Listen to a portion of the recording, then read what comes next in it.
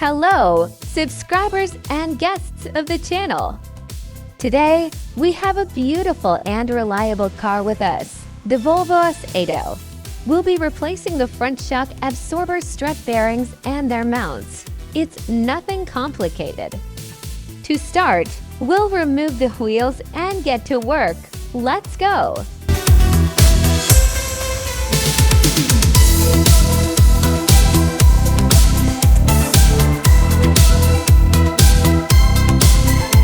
To start, we remove the wheels and loosen all the bolts indicated in the diagram.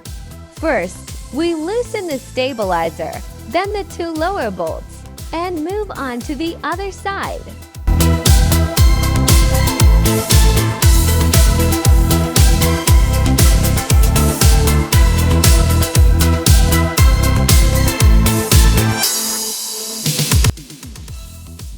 We've now loosened everything on the other side as well. Next, we move under the hood.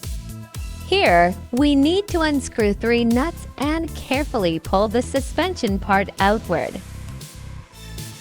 After removing the part, we unscrew the large nut, first compressing the springs. Then, we take out the bearing itself.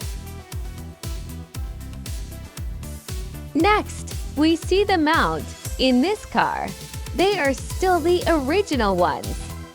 Under the bearing, there's another star-shaped nut. By unscrewing it, we can remove the mount.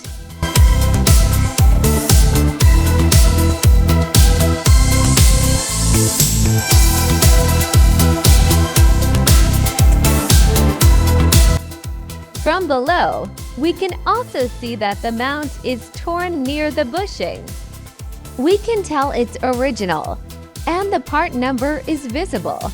As expected, the second mount has also worn out. We replace the parts with new ones and reassemble everything in reverse order.